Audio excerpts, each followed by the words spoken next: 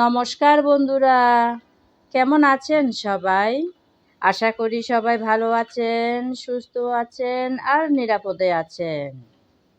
প্রতিদিনের মতন আজকেও চলে আসলাম নতুন একটা রেসিপি সঙ্গে নিয়ে।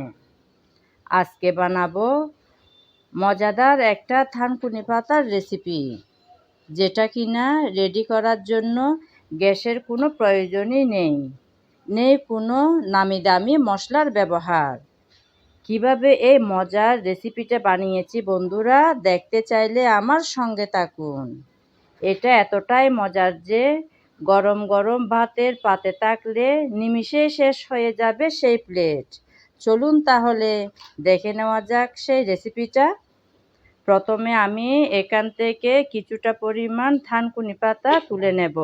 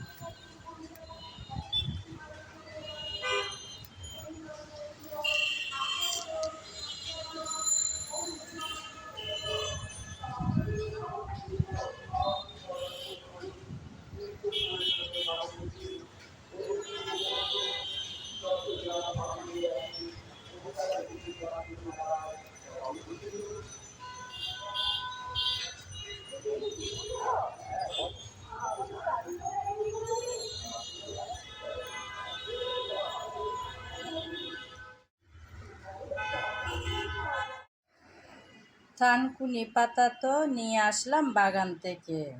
দেখুন বন্ধুরা কতটুকু পরিমাণ পেয়েছি, আমি শুধু একটা টব থেকেই নিলাম।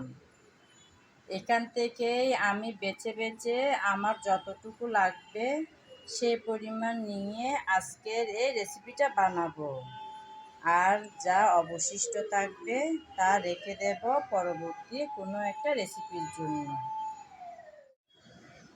এখন আমি একটা একটা করে থানকুনি পাতা সব বেছে তারপর আরেকটা বোলের মধ্যে নিচ্ছি।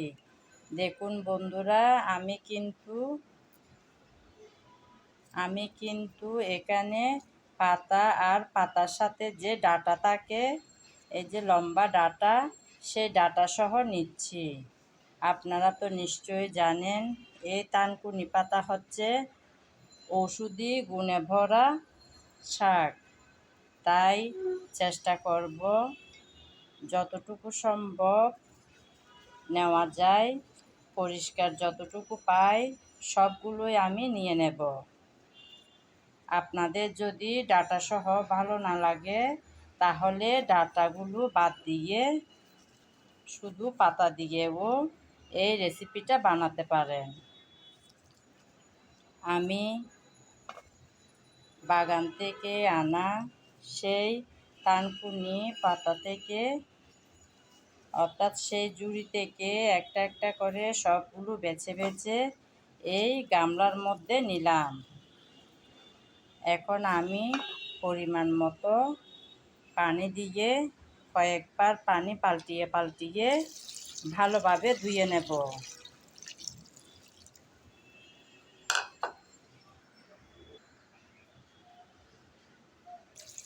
নিজের বাগান থেকে নিয়ে খাওয়ার আনন্দটাই যেন আলাদা।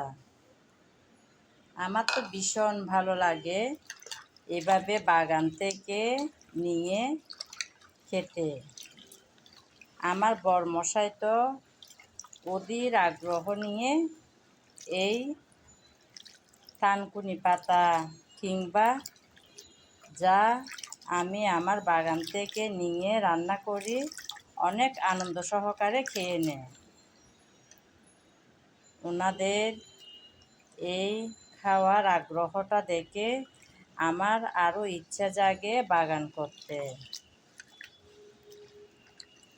এভাবে করে আমি কয়েকবার পানি পাল্টিয়ে পাল্টিয়ে ভালোভাবে এই থানকুনি পাতা ধুয়ে নেব।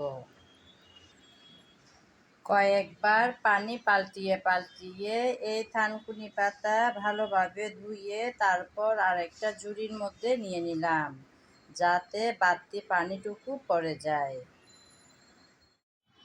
আজকের এই রেসিপির জন্য নিয়েছি আমি আদা, পেঁয়াজ, রসুন আর ঝালের জন্য 2টা কাঁচামরিচ। এই সামান্য উপকরণ দিয়ে বানিয়ে নেব মজাদার আজকের রেসিপিটা। রেসিপিটা বানানোর জন্য নিয়েছি একটা মিক্সার ব্লেন্ডার। ব্লেন্ডারের জারের মধ্যে আমি একটু একটু করে এই থানকুনি পাতা দিয়ে দেব।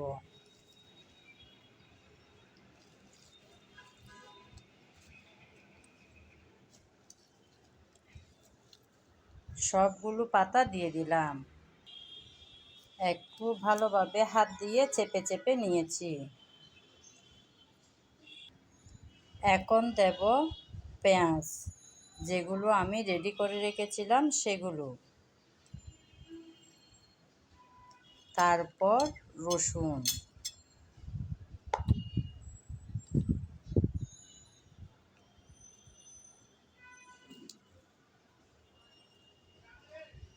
তারপর 2টা কাঁচামরিচ নিয়েছি। এখন কয়েক টুকরা এরকম আদা নিয়েছি, সেগুলোও দিয়ে দিলাম। এখন দিয়ে দেব স্বাদ মতন লবণ।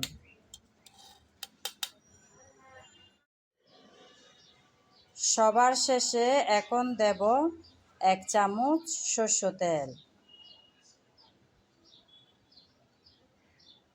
সরষের তেলটা দিয়ে দিলাম। সরষের তেল দেওয়ার পরে এখন ঢাকনা লাগিয়ে ব্লেন্ড করে নেব। ততক্ষণ বন্ধুরা আপনারা আমার সঙ্গে থাকুন, ফিরে আসবো ব্লেন্ড করে।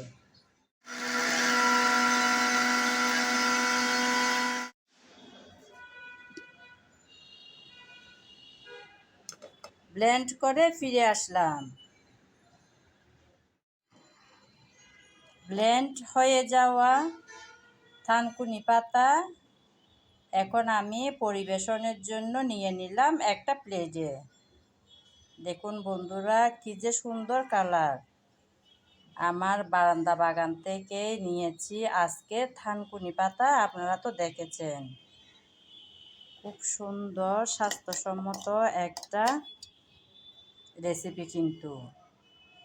এই গরমের সময় থানকুনি পাতা খেতে পারলে অনেক ভালো হয় পেটের জন্য। যেহেতু আমি পানি ছাড়া ব্লেন্ড করেছি তাই সরষের তেল দিয়েছিলাম। এখন আমি উপরে আর একটু দেব সরষের তেল।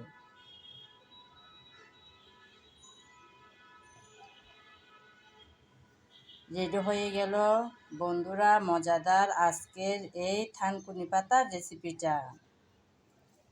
এতক্ষণ যাবৎ যারা আমার সঙ্গে ছিলেন, আমার ভিডিও জুড়ে ছিলেন, তাদেরকে জানাই অসংখ্য অসংখ্য ভালোবাসা। আগামী ভিডিও দেখার আমন্ত্রণ জানিয়ে আজ এখানেই বিদায় নিলাম। সবাই ভালো থাকবেন, সুস্থ থাকবেন আর নিরাপদে থাকবেন।